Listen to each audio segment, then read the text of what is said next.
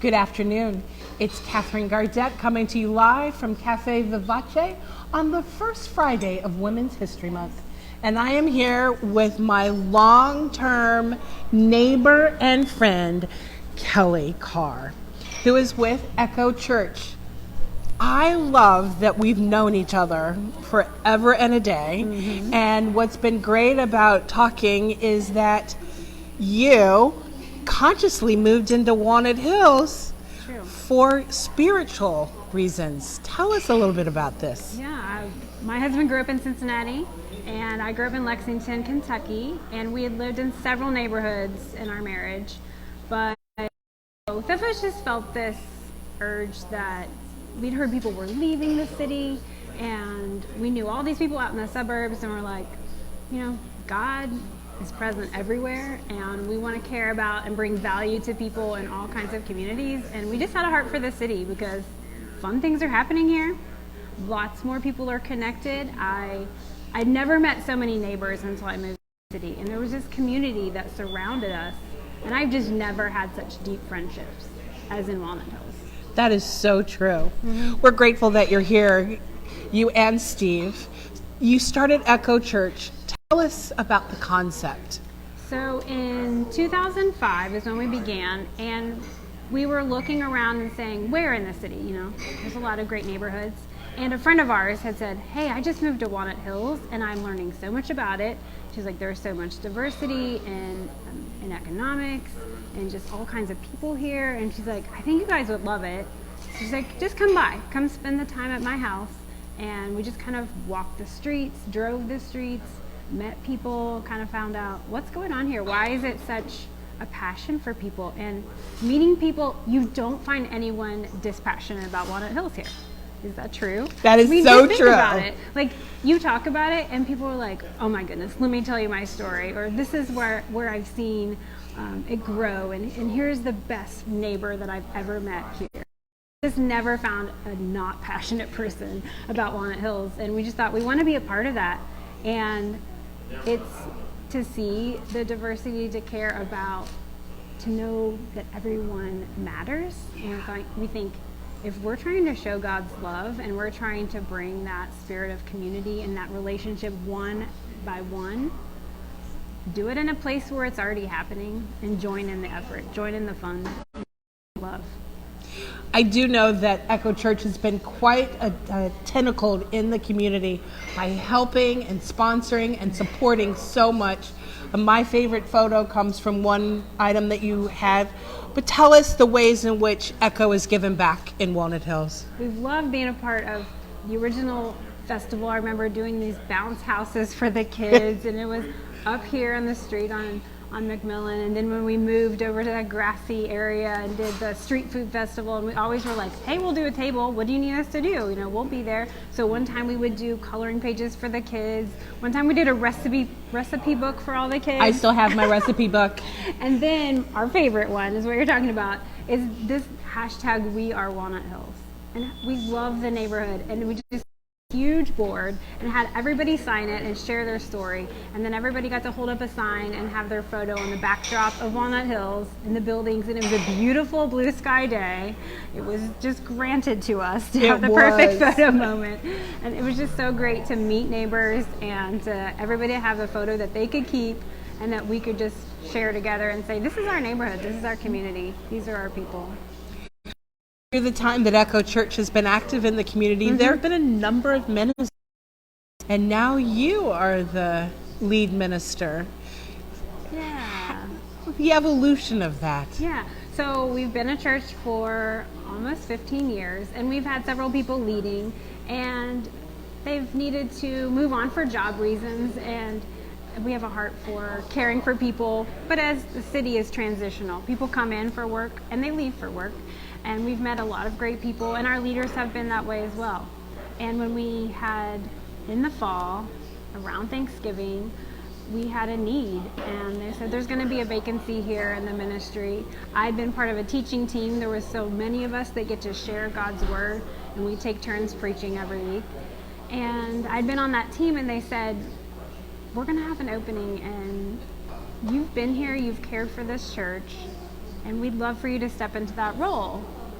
And I thought, I've loved this church like a child because we have been there and fathering it for years. But to lead in this new way was such a blessing to be asked, and I've enjoyed speaking and caring for people. And I thought, what does that mean to lead? And do I have those skills? And it's a little bit rare in our group of independent Christian churches for a woman to be a lead minister. In fact, there's only one other lead minister that in our churches, and she's here in town too. So there's something about Cincinnati and the women who bring leadership here. But it's been amazing just to see the support, the encouragement of the people who come to Echo Church and the people I've gotten to meet who it makes a difference. And I have a 14-year-old daughter, and I love that she gets to see women can do anything. Mm-hmm. That is so impactful. In our conversation, you talked about how it's important for the membership of the church to give back into the community. Why is that important, and how are you impacting one another? So we have 4 values as a church. We have city, creativity, connectivity, and commission. And all of those are really lived out here in Walnut Hills. And we tell people, we love that you want to come to Echo Church. We love that wherever you're living, make a difference to your neighbors. But if you're part of Echo Church, we are here in Walnut Hills, and we want you to participate in the neighborhood. So if you don't live here, invest here. We have people who go out to eat after church. We'll go up to Burnett Soul Food. We'll go over to Skyline, eat locally, Then we'll tell people, spend your free time here. There's a lot of great places. You can eat, drink, and be merry at any point during the week. And there's a lot of options here. And we just say, spend time here, invest here, and also participate when we do events. So we have an outreach program through Frederick Douglass where it partners with City Gospel Mission also, and we teach the cutest girls ballet. Now, I go and I watch. I do not teach ballet, but they're very cute.